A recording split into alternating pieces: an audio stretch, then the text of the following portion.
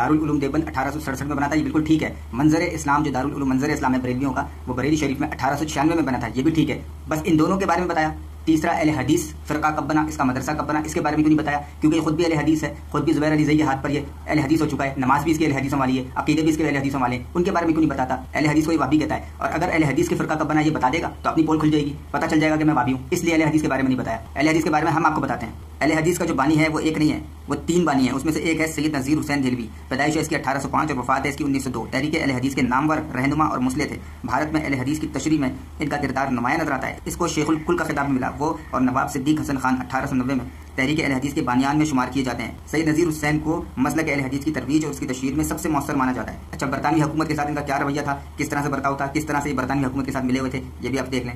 नज़ीर हुसैन इन बहुत से मुस्लिम उलमा में से थे जिन्होंने बरतानवी हुकूमत की तायद की और इनके खिलाफ जहाद को गलत करार दिया। मुफ्ती मक्का की तरह नज़ीर हुसैन ने भी बरतानवी हिंदुस्तान को दारुल इस्लाम करार दिया। इनका मानना था कि हिंदुस्तान दारुल कुफ्र नहीं है। ये देखें किस तरह से बरतानवियों के साथ जो है इनकी गठजोड़ थी। अब जमीयत अहले हदीस की बुनियाद कब रखी गई? 1868 में।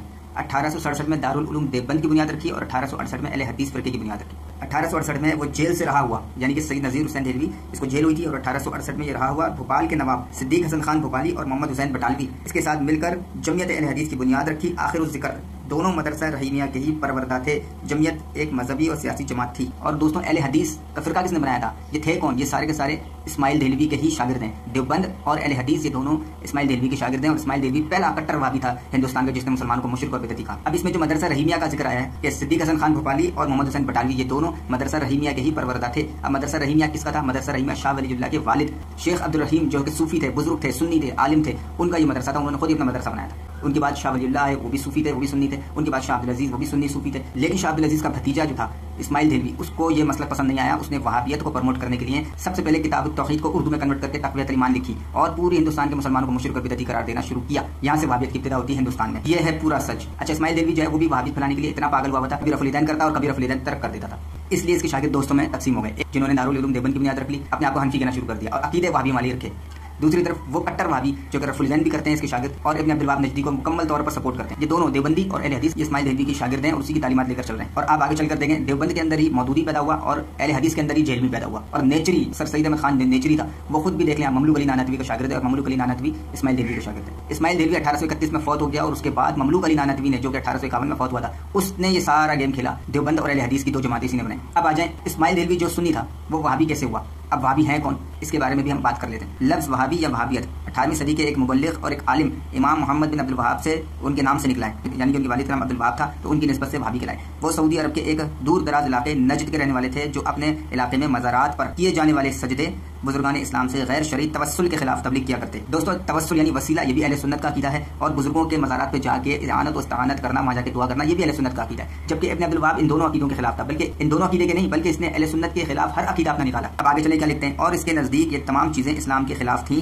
और वो उन्हें शिर्क और बिदअत करार दिया करता था। दोस्तों, शिर्क और बिदअत का फतवा ये सबसे पहले मोहम्मद बिन अब्दुल वहाब ने लगाया और पूरी उम्मत मुस्लिमा को मुशरिक और बिदअती कहने का ये जो ड्रामा इसी ने शुरू किया और वही इस्माइल देहलवी देखें मुशरिक और बिदअती कहने लगा हिंदुस्तान के अंदर मुसलमानों का। आगे लिखते हैं कि इसी दौरान में इसको एक मुकामी रहनुमा मोहम्मद बिन सऊद की हिमायत हासिल हुई जो कि सऊदियों का बानी है। दावे के मुताबिक ये तहरीक तौहीद और खुदा की वहदानियत के गिर्द घूमती है। अब आप देख लें, देवबंदियों को देख लें, वो भी अपने आप को अहले तौहीद, अहले हदीस को देख लें, वो भी अपने आप को अहले तौहीद, वहाबियों को, सल्फियों को देख लें, वो भी अपने आप को अहले तौहीद। अहले तौहीद की आड़ लेकर मुसलमानों को मुशरिक और बिदअती कहने का फितना ही सबसे पहले इब्न अब्दुल वहाब नजदी ने उठाया। और इससे पहले कोई ऐसा अकीदा नहीं था। सारे मुसलमान बुजुर्गान दीन के मज़ारात पे जाते थे, दुआएं करते थे, वसीला भी पकड़ते थे। ये अहले सुन्नत का अकीदा है। जबकि इब्न अब्दुल वहाब नजदी का अकीदा आप देख लेंगे किस तरह से एक अहले सुन्नत की जो जमात थी, जो उम्मत का सवार आज़म था, उससे अलग हुआ। इसलिए इसको इमाम इब्न आबिदीन शामी ने खारिजी डिक्लेयर किया क्योंकि इस्लाम से खारिज हो गया और इसने अपने अकीदा खुद बना लिए। आगे लिखते हैं कि अकायद के एतबार से ये तहरीक कुरून वस्ता के एक आलिम इब्न तैमिया और फ़िक़्ह के लिए अहमद बिन हम्बल की तालीमात पर भी ज़्यादा जोर देते थे। मतलब ये है कि इब्न तैमिया का भी यही अकीदा था कि वो भी मुसलमानों को मुशरिक और बिदअती कहता था। ये अकीदा इसने वहाँ से ले लिया और इसने सोचा कि मैं सुन्नियत के लिबादे के अंदर वहाबियत कैसे फैलाऊं, तो इमाम अहमद बिन हम्बल रज़ियल्लाहु अन्हु का जो है मसलक इसने और फ़िक़्ह इख्तियार कर ली। जबकि अहमद बिन हम्बल के अकायद छोड़ दिए, फ़िक़्ह उनकी ले ली। इस वक्त सऊदी जो है अपने आप को कहते हैं कि हम हम्बली हैं, हम्बलियत की आड़ के अंदर अपनी वहाबियत और खारिजियत को छुपाए में।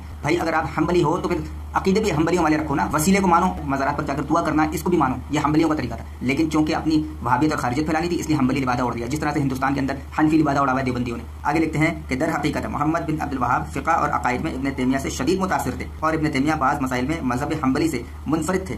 जिनमें वो अपनी राय और बसीरत के मुताबिक फतवे देते थे और मैं वो किसी के मुक़ल्लिद नहीं थे। दोस्तों देख लिया आपने, इब्न तैमिया भी हम्बली लिबादा उड़ा हुआ था, वो भी किसी का मुक़ल्लिद नहीं था। हम्बली सिर्फ लिबादा उड़ा हुआ था लोगों को दिखाने के लिए कि मैं अपने अकीदे किस तरह फैलाऊं। और फिर इब्न तैमिया का मजहब जो है वो खत्म हो गया था। अहले सुन्नत ने इसके ऊपर इतनी गिरफ्त की, बाज़ उलमाए अहले सुन्नत ने तो इब्न तैमिया की तकफीर की, इसको काफिर करार दिया। ये मसलक वहाँ खत्म हो गया था। लेकिन इब्न अब्दुल वहाब नजदी ने इब्न तैमिया के अकायद को दोबारा जिंदा किया और अहले सुन्नत और हनफियत के लिबादे के अंदर लोगों को खारिजी बनाया। दोस्तों ये है पूरा सच, जो कि इंजीनियर मिर्जा सिर्फ अपना मकसद हासिल करने के लिए, अपना मतलब निकालने के लिए लोगों को बेवकूफ बनाता है कि देखो दारुल उलूम देवबंद जो है वो 1867 में बना था, अली भाई ने बताया हुआ है, और मंजर इस्लाम जो 1896 में बना था वो अली भाई ने बताया हुआ है। और भाई पूरी बात बता, पूरा बता के अहले हदीस फिरका कब बना, इस्माइल दिलवी कब आया, इब्न अब्दुल वहाब नजदी कब आया, सब बता सब। जब तक तू पूरा सच नहीं बताएगा लोगों को तो आवाम तो गुमराही रहेगी। तो अपनी खारिजियत और वहाबियत फैलाने के लिए, मुसलमानों को मुशरिक और बिदअती कहने के लिए किस तरीके से देखें आप ये अपनी खारिजियत का मुजाहरा करता है। अपना नाम लिखा हुआ है ahlesunnatpak.com और छुपाई भी अपने अंदर खारिजियत है। बुखारी मुस्लिम के पीछे अपनी खारिजियत और वहाबियत को छुपाता है और कहता है मैं तो बुखारी मुस्लिम का मानने वाला हूं, मैं तो इल्मी किताबी हूं। इल्मी किताबी नाम है सिर्फ तेरा, अंदर से तू पक्का खारिजी वहाबी है। झूठा कज़्ज़ाब, सच बोल आवाम के साथ।